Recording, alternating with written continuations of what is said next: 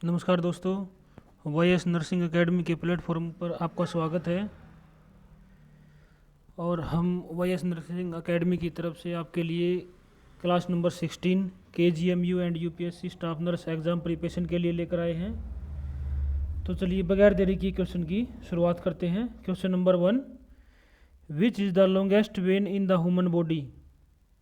तो क्वेश्चन ने हमसे क्या पूछा है कि हमारी बॉडी की सबसे लॉन्गेस्ट वेन कौन सी होती है, यानी सबसे लंबी वेन। तो राइट आंसर गैस कीजिए दोस्तों। तो right answer is A, great सेफिनोस। ये हमारी बॉडी की सबसे लॉन्गेस्ट वेन होती है।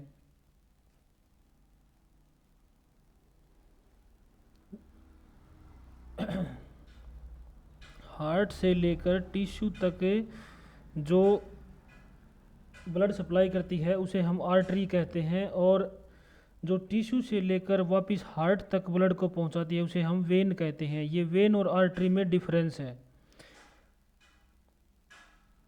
तो राइट आंसर इज ए। तो चलिए next question, question number 2, Braxton Hicks are. तो क्वेश्चन ने हमसे क्या पूछा है कि ब्रैक्सटोन हिक्स आर क्या होता है।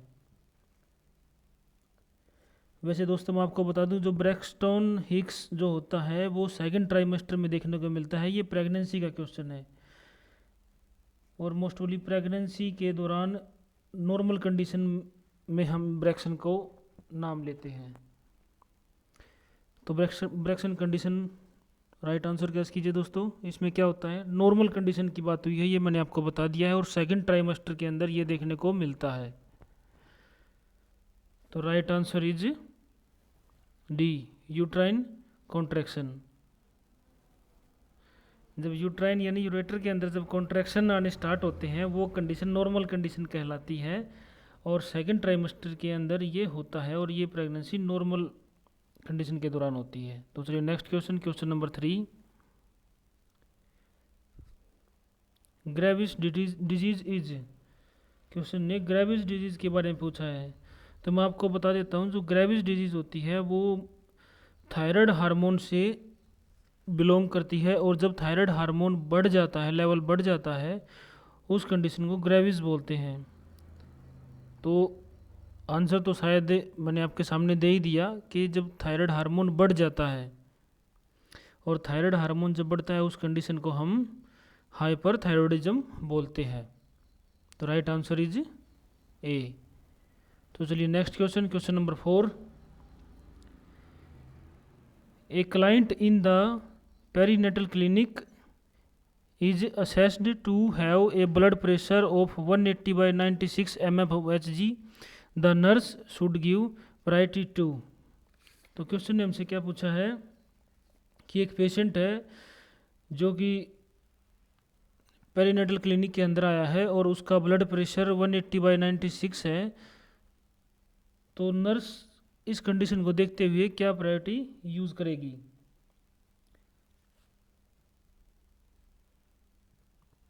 जो पेशेंट का ब्लड प्रेशर है उसको देखते हुए क्या असेस करती है नर्स, किस चीज़ को नर्स असेस करेगी। तो राइट आंसर गैस कीजिए दोस्तों। क्वेश्चन आंसर आपके सामने। तो right answer is A, providing A claim environment. जब भी प्रीनेटल क्लिनिक के अंदर पेशेंट आता है, तो प्रीनेटल क्लिनिक के अंदर अगर आता है तो इसका मतलब कि पेशेंट प्रेग्नेंट वुमेन है, और यहाँ पर आपके सामने कोई भी वीक की बात नहीं की गई है कि यानी कि इतने वीक की प्रेगनेंसी है, 20 वीक की, 10 वीक की, 7 वीक की, कितनी की भी हुई, यहाँ पर कोई वीक की बात नहीं है। तो इसको हम स्टार्टिंग से ही लेकर चलते हैं, और अगर स्टार्टिंग प्रेगनेंसी से होती है और उस टाइम पर अगर पेशेंट का ब्लड प्रेशर 180/96 है तो वो किसी भी कंडीशन के अनुसार हो सकता है। यानी कि हो सकता है पेशेंट भाग कर आया हो, या फिर पेशेंट को एनी अदर कुछ भी प्रॉब्लम हुई हो, यानी कि उसके 180/96 उस कंडीशन को हम सीरियस नहीं लेंगे, यानी किसी हिस्ट्री में काउंट नहीं करेंगे, उसमें फीटल की टोन भी चेक नहीं करेंगे, वो बात की चीज़ें हैं। तो इसमें अगर राइट आंसर की बात करते हैं तो प्रोवाइडिंग ए क्लेम एनवायरनमेंट के, अगर पेशेंट आता है तो पेशेंट को आप थोड़ी देर बैठाओगे और बैठाने के बाद दोबारा पेशेंट का ब्लड प्रेशर चेक करोगे तो पता चलेगा कि बीपी नॉर्मल है या नहीं है। तो चलिए next question, question number 5। The third stage of labour compress of, यानी थर्ड स्टेज की बात हुई है यहाँ पर, थर्ड स्टेज के बारे में पूछा गया है। थर्ड स्टेज कौन सी होती है? तो राइट आंसर आपके सामने, delivery of foetus, effacement of cervix, placental separation, descent of foetus. तो राइट आंसर गैस कीजिए दोस्तों। और अगर थर्ड स्टेज की बात आती है तो थर्ड स्टेज में हमेशा प्लेसेंटा सेपरेशन होती है।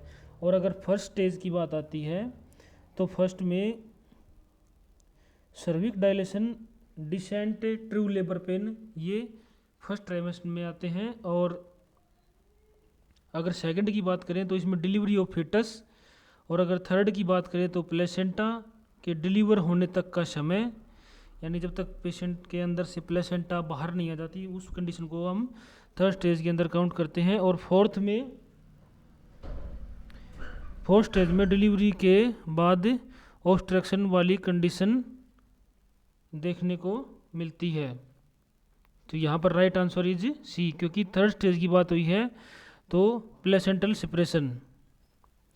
तो क्वेश्चन नंबर 6, डिस्टोकिया इज, यहाँ पर डिस्टोकिया की बात हुई है, डिस्टोकिया के बारे में पूछा गया है। डिस्टोकिया के बारे में आपसे पूछा गया है। तो राइट आंसर गैस कीजिए दोस्तों, एबॉर्शन, नॉर्मल लेबर, एबनॉर्मल और सिजेरियन सेक्शन। दोस्तों जहाँ पर भी अगर आपके सामने डिस की बात आती है तो डिस का मतलब होता है कि एबनॉर्मल कंडीशन। और अगर एबनॉर्मल कंडीशन की हम बात करते हैं तो राइट आंसर आपके सामने सी, यहाँ पर एबनॉर्मल लेबर की तरफ जाता है।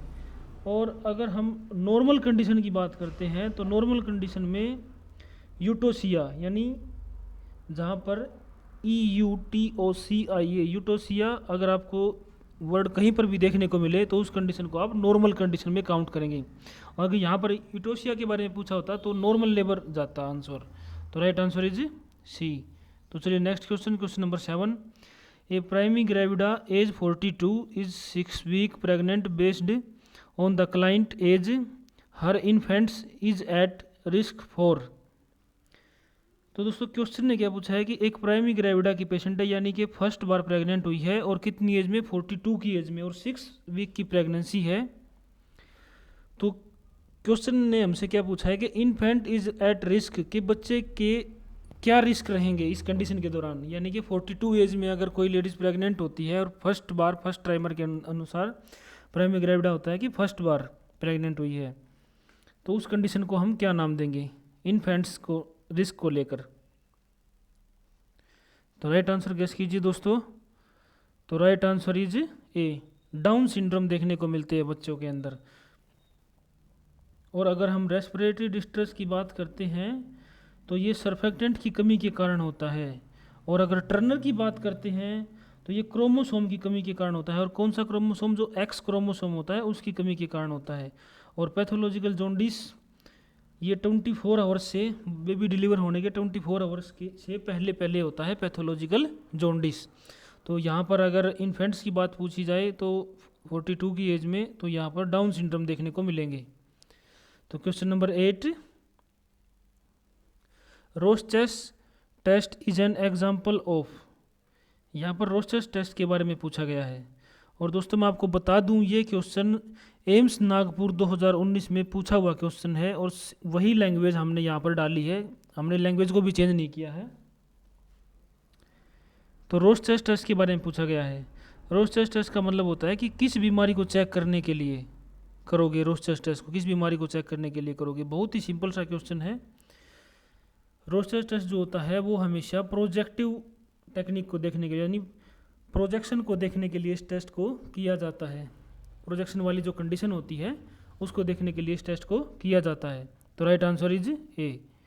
तो चलिए question number 9, capacity of a microbe to cause disease is known as. Question ने पूछा है कि जो माइक्रोबी डिजीज है उसकी कैपेसिटी, आप कैपेसिटी को लेके बात हुई है माइक्रोबी डिजीज की, तो नोन एज इसमें आप किस बीमारी में काउंट करते हो? जो माइक्रोबी डिजीज होती है उसकी कैपेसिटी को देखते हुए किस बीमारी में आप उसको काउंट करते हो? यानी क्वेश्चन ने कैपेसिटी पूछी है माइक्रोबी की बीमारी पैदा करने की, यानी बीमारी पैदा करने की जो क्षमता क्या कहलाती है? अगर माइक्रोबी की बात हुई तो यहाँ पर क्वेश्चन का आंसर ये बनता है कि जो बीमारी पैदा करने की जो क्षमता होती है वो क्या कहलाती है? तो राइट आंसर गेस कीजिए। तो right answer is A, pathogenicity. Pathogenicity, अगर कोई बीमारी पैदा करने की क्षमता क्या कहलाएगी? पैथोजेनिसिटी। तो राइट आंसर इज ए। तो चलिए इस सीरीज़ का लास्ट क्वेश्चन और बहुत ही इंपॉर्टेंट क्वेश्चन है दोस्तों, और ये शायद ही कोई नर्सिंग एग्ज़ाम हो जिसमें ना पूछा जाता हो। ये क्वेश्चन मोस्टली हर एक नर्सिंग एग्ज़ाम में पूछा जाता है, और ये क्वेश्चन हमारे लिए इम्पोर्टेंट होने वाला है। The current president of Indian nursing counselling, कि जो इंडियन नर्सिंग काउंसिलिंग यानी INC के अनुसार करंट प्रेसिडेंट पूछा गया है फिलहाल का, हमारा करंट प्रेसिडेंट कौन है? तो हमारा जो करंट प्रेसिडेंट है वो डॉक्टर T दिलीप कुमार है। और अगर यहीं पर वाइस प्रेसिडेंट की बात की जाए तो वाइस प्रेसिडेंट अभी के लिए डॉक्टर जोगेंद्र शर्मा है, और पहले जो थे वो हमारी KS भारती थी। अभी जो है वो जोगेंद्र शर्मा हमारे वाइस प्रेसिडेंट है। तो दोस्तों वाइस नर्सिंग एकेडमी की ये क्लास नंबर 16 थी। थैंक यू दोस्तों, हमारे चैनल को लाइक और सब्सक्राइब करना ना भूलें।